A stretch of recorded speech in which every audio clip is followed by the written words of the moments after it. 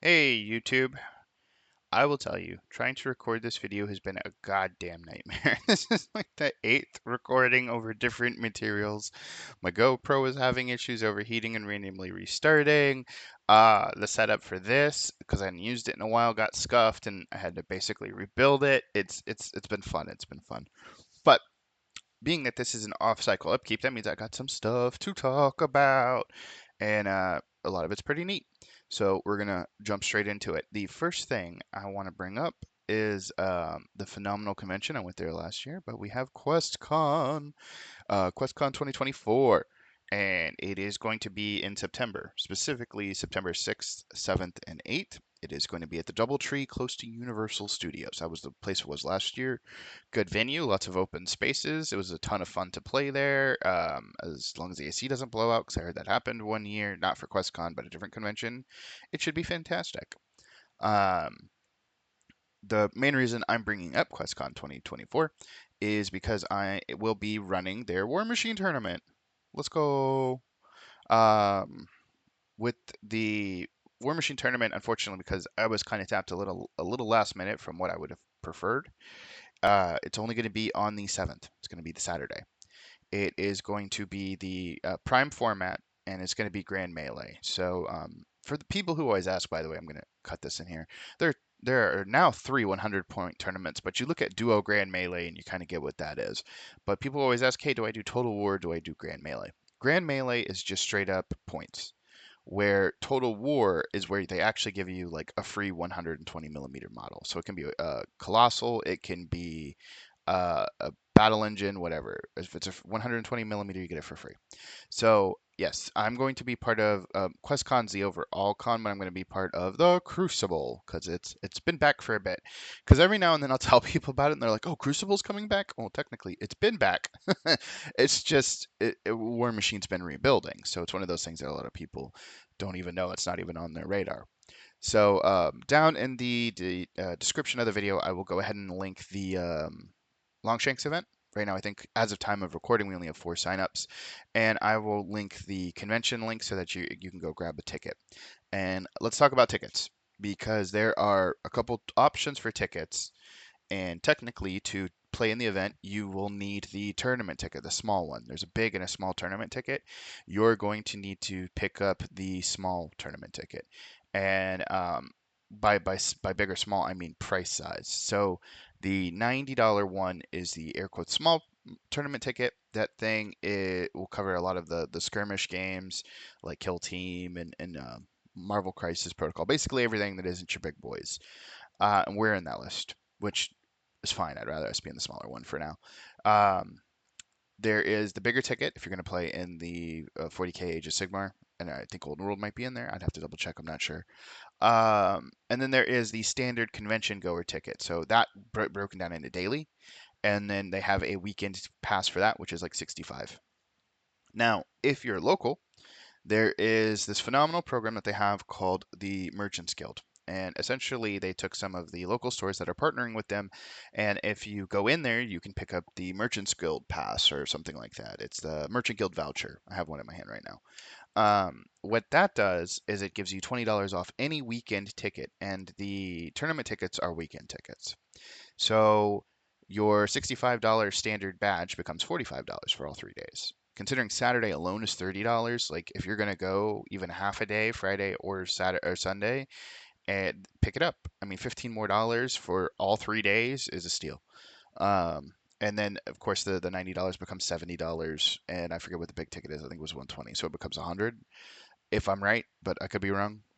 Either way, 20 bucks off if you're local. And some of the participating stores I know off of the top of my head, and there are a lot more probably. These are the only ones I remember. Is Haven Games. Phenomenal store. Love that store. Great ambiance, amazing owner, great staff. The next one that I know of would be your Coliseum of Comics. Those are, some of the bigger boys. Coliseum is in Mega.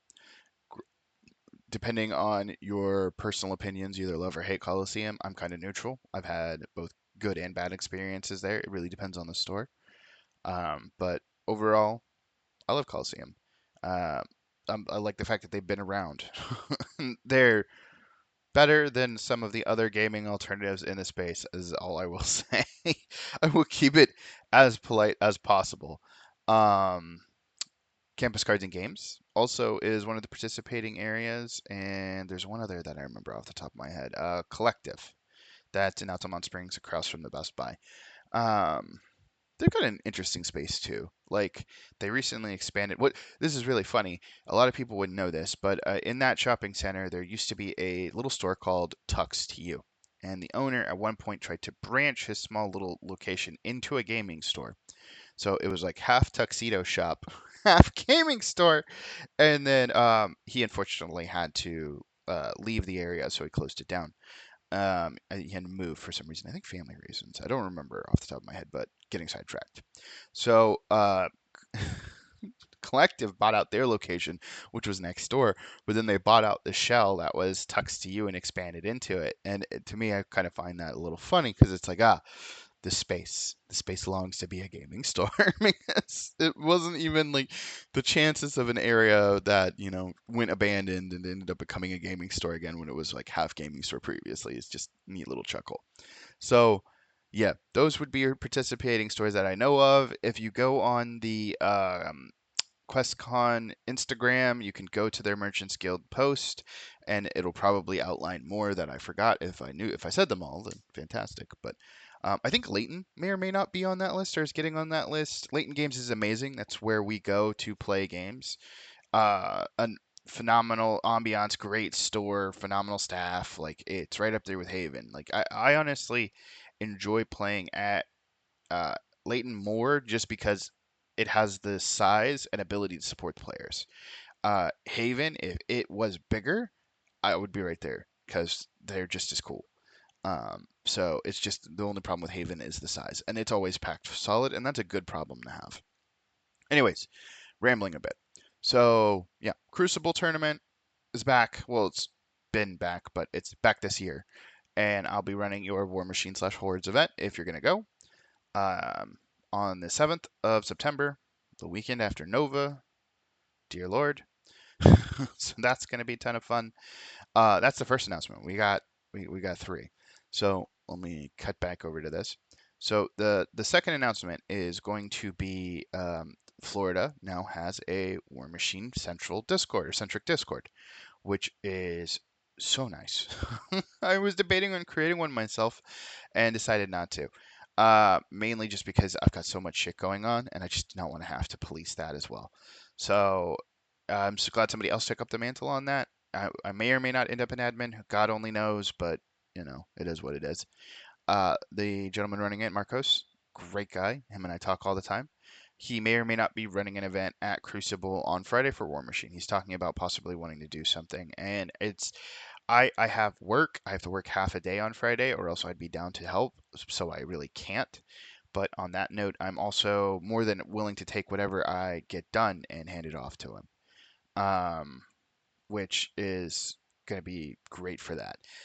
The other thing I'm debating on doing with Crucible, by the way, is maybe a Sunday event. It might just be free play. It might just be demos. If we get enough wish for it, it might be unlimited. We'll see. But back to the Discord. So the Discord is broken into region. So we have like East Florida. Like here's an example. Until the Discord, I didn't even know that there was a store called the Brevard Gaming Lounge over on the east coast of Florida. Let alone that it actually had a fairly active War Machine community. Last Saturday, I got to go do a small micro tournament there where it was the battle box type tourney where you had like the two cohorts and the caster and did pretty well. I had to cut out after round three because I was having a dental issue, and if I would have won round three, I probably would have been number one, number two. I don't know. Like the scoring was pretty decent. Uh, Overall, though, I had a blast. I don't care about placing. I was just there to jam games. I didn't know if there was a prize. Didn't care.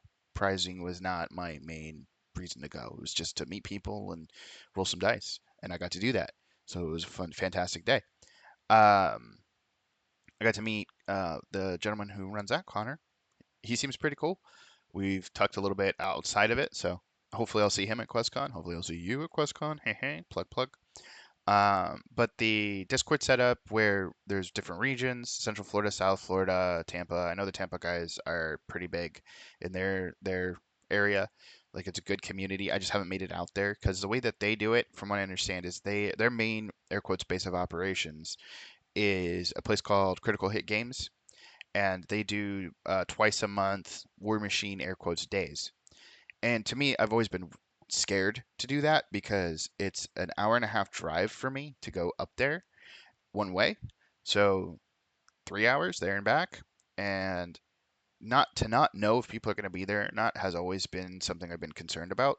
I didn't want to go up there with me and a friend or something like that and, find out nobody else showed up and sit there and then maybe play each other like we normally do, but we could have done that at Layton. But now I'm hearing that it's actually a pretty big community and a bunch of great people. So the next one's coming up is this weekend, which I cannot make.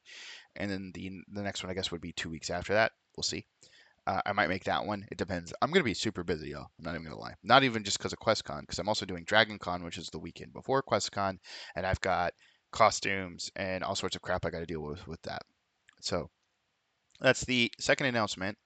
Is the Florida Discord? If you're in, I we don't have a permanent link, not yet. It's a fairly new Discord, so I don't think anyone wants to drop money on it yet. If you'd like to join it, hit me up, send me your Discord tag or something. I'll add you as a friend and then manually add you if I need be. If it's like a flood of people asking, which I doubt it, I've only got like 135 subs, then I might need to change up how that works, but we'll see. But yeah, Florida Discord's the second announcement. Now, the third announcement, we're going to have to cut back to this, take that off, is this. And that looks like a damn mess, and it is a mess. It is one messy kitchen. There's a method to my madness. Like I could say, the mail on the bottom right is not my mail, and it's showing up in my mailbox. And you see my small little printers going burr there, and then you see a bunch of mess on the left. So let's go with the printers first. Um, I'm going to be printing my eyes out for like the next 20 days because my goal is to get enough 3D terrain or 2.5 terrain as well to be able to at least cover 4 tables at QuestCon or personal use. Because once they're printed and painted, they're mine. I'll be able to run at least 8 people events wherever the hell I go. Um, the STLs we're using is off my mini factory. It's called the Bulldozer Terrain. Phenomenal stuff. It is terrain that was specifically designed to work with War Machine, and he does a fantastic, fantastic job. Or she, I don't know the gender of the person, but still. Um, in the designs. It has damn near everything you need. It has multiple line of sight blocking terrain pieces, giant pillars, an Orgoth tower, 2 houses that are completely different from each other, like same vibe but different layout. One's like an L shape, one's just really tall, really really fat, blocky, brick house.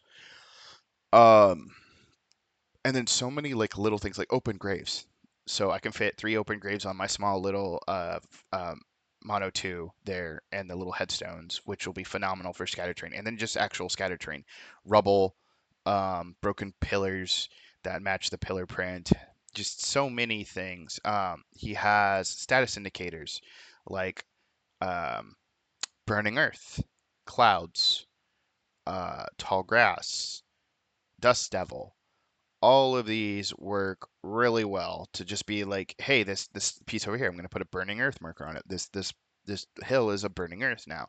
Um, I cannot recommend it enough. He has a water feature. Obviously, you print that out, you paint that bastard green. You have an acid lake, paint it blue. Water, um, trees, which mine right now are solid. I'm debating on throwing them back in the lychee and hollowing them out to save on material. So we'll see how that goes. But the point is, for the next like 20-ish days, I'm babysitting this printer because I need it to go burr. And then that goes hand in hand with the stuff on the left. So right now I'm waiting for a stream deck to come in because once I have that, I will have a full-on recording set up for battle reports. Finally. It's just been so long. And it's my own fault. Like, I've been bashing my head into trying to get battle reports up and running for so long because of the fact that I wanted it to be modular. I wanted to be able to bring my GoPro and my lapel mics and set up my GoPro kind of like I did at QuestCon and just set it and forget it and walk away. And I think the issue that is the main hurdle to this has been the actual fucking GoPro because the damn thing has just been a nightmare. I highly do not recommend GoPro anymore. The Hero 9 has been atrocious to deal with ever since I got it. To, to tell me if this makes sense to you, I was outside at a wedding in the Florida heat, and the thing recorded at that time for like 2 hours. No problem. It did power down due to overheating, but when it's inside an apartment building with AC aircon and like the high 60s, low 70s, because I like to keep shit, Arctic to me, um, it just shuts down after like 20, 25 minutes. I guess maybe it could be airflow. The wind of natural outside is keeping heat off the camera, but to me, it makes it, if that's the issue I'm going to have indoors, then I can't use this thing for battle reports. I'm looking at alternatives like Insta360 or going with a big boy camera. We'll see. But as of right now, my dream of like a portable setup for battle reports is just gone. So we're going with this big boy, mounted system. Now, the monitor, people are going to probably be like, well, what the heck is that for? Why do you need a stream deck for this? I don't need those to film battle reports. This is more for the tournament setup for QuestCon, but it's going to transition into battle reports. So there is this awesome freeware called Telescore, and it basically lets you set up scoreboards in any way that you want. And I might have a screenshot for it. If I do, it's too late. We're already in the middle of recording this thing.